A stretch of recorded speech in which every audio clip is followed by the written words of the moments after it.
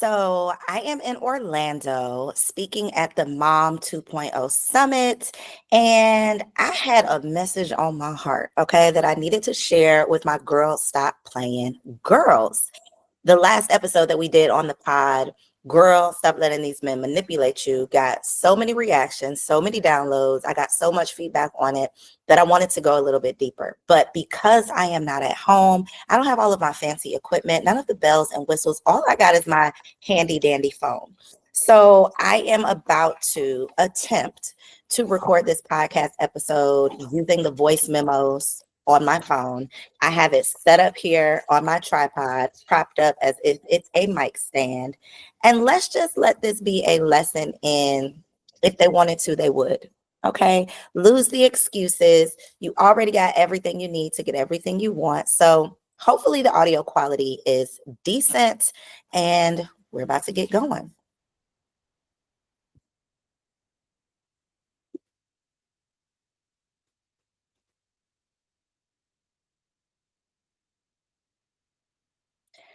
Sis, let's talk about it. After that last podcast episode, Stop Letting These Men Manipulate You, I got so much feedback, so many messages. That episode got so many downloads that I wanted to record two more episodes in a similar vein. I think when we talk about hindsight being 2020, the fact that the signs are always there in these abusive or toxic relationships, I think we also have to spend a little bit of time talking about what those signs could be. And so I told y'all that a part of the last conversation was inspired by a thread post where I said, stop marrying these men who don't like you. The signs were there all along. And I got a lot of feedback, a lot of commentary on that thread from women who say, yes, I can absolutely agree. You know, I was in a toxic relationship and I definitely saw the signs, but didn't take heed, didn't take action on those signs. And then I got some pushback from women who are like, well, what if the signs aren't there? You know, men are really good at pretending and manipulating you. And so I said, okay, let's talk about some of these signs. So, if you have ever looked back at a situation and realized the red flags were waving, okay, they were practically screaming at you, but you still stayed, prayed, and hoped that he would change. I have definitely been there, done that. It has brought on tremendous life lessons, emotional baggage, PTSD, all of the things. And so in this episode of Girl Stop Playing, I'm calling it out. Okay. I got a laundry list full of relationship red flags that we often overlook, excuse, and sometimes even romanticize, from gaslighting and love bombing to inconsistent communication, emotional unavailability, and that gut feeling that we call it our gut instinct. I like to call it our God instinct because I truly believe that one of God's greatest gifts to women is our instinct that we oftentimes ignore.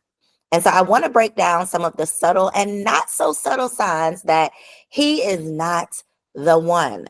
Whether you are dating, divorced, or trying to figure out if that situationship could potentially be a relationship, hopefully this conversation is going to help you stop second guessing those signs and start trusting your intuition.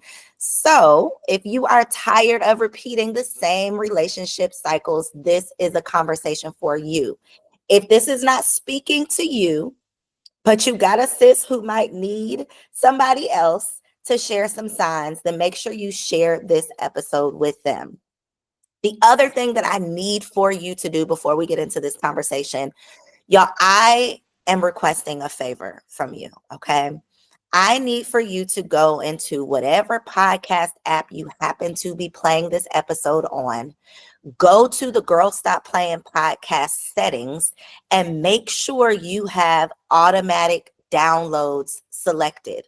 Okay. Your girl does not get credit for this amazing community that I've built over the last 10 years if your episodes are not automatically downloading to your device. So I know, that I'm asking for a lot. I always harass y'all to leave me reviews if you enjoy the pod, but this is just one more thing that I am not begging, but I'm pleading with y'all to help me get credit for what I have built here on the podcast by making sure that you have automatic download selected.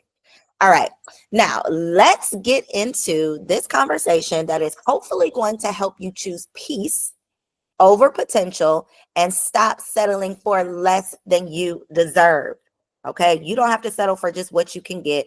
I want you to hold out for that healthy, happy love that you truly desire and absolutely deserve. Now, I also want to preface this conversation by saying I am absolutely not coming from a judgmental place.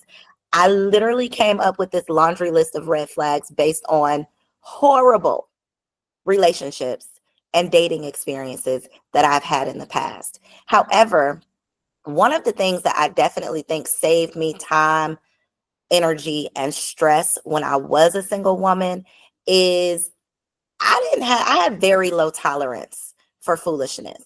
Okay. I am definitely, I considered myself at one point to be like a breakup master. Like I could just see the signs and run for the hills. You only had to show me one time that you were not it. And I wasn't going to go back and forth. Like you can go back and forth with somebody else. I was very big on standing on business for myself as a single woman. But y'all, that came from a toxic relationship where I was engaged to be married. I told y'all about this, y'all. I'm sure you have heard me talk about this relationship in the past, but it was that horrible situation that really helped me to set boundaries, to trust myself more, and to really start tapping into my intuition and acting on it. Because again, hindsight is 2020. When we exit these horrible relationships, when we finally break away and break up and break it off, a lot of times we can think back and pinpoint those signs that were there, those red flags that were popping up, that we were just wearing those rose-colored glasses and unable to recognize or not really willing to act on. So I'm just going to go through this list. I have red flags that I'm going to be sharing today. And then on the next episode, I'm going to share with you some green flags. We don't often talk about green flags, things that are like key indicators to keep these men around, like he might be working with a little substance. So we're going to get into that on the next episode. But today, I want to share with you some red flags that we often overlook. And as I said, sometimes we do more than overlook them, we even romanticize them. So, number one is a term that I think we have popularized. I don't know if that's a word, but it's become very popular over the last few years, and that's love bombing.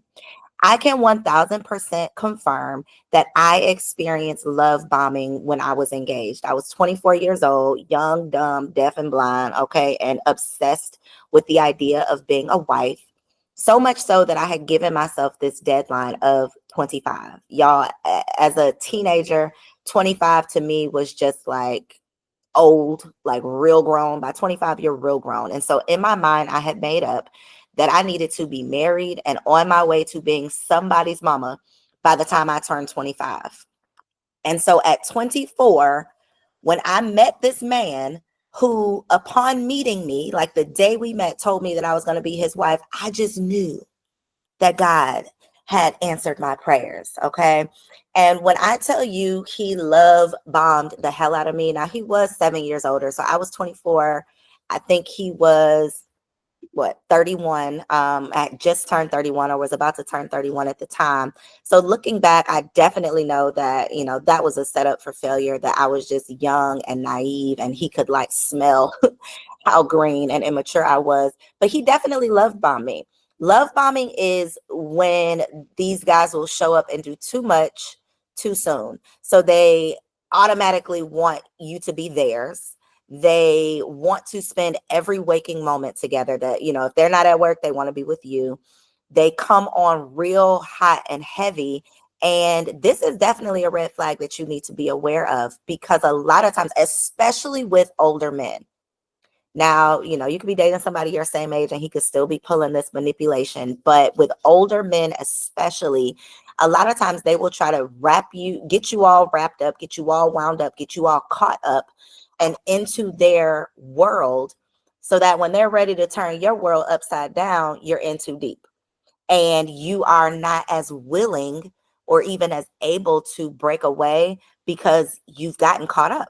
And so love bombing is definitely a red flag. If he is moving too fast, if you find yourself trying to catch your breath, even if it feels good at first, you definitely want to be mindful.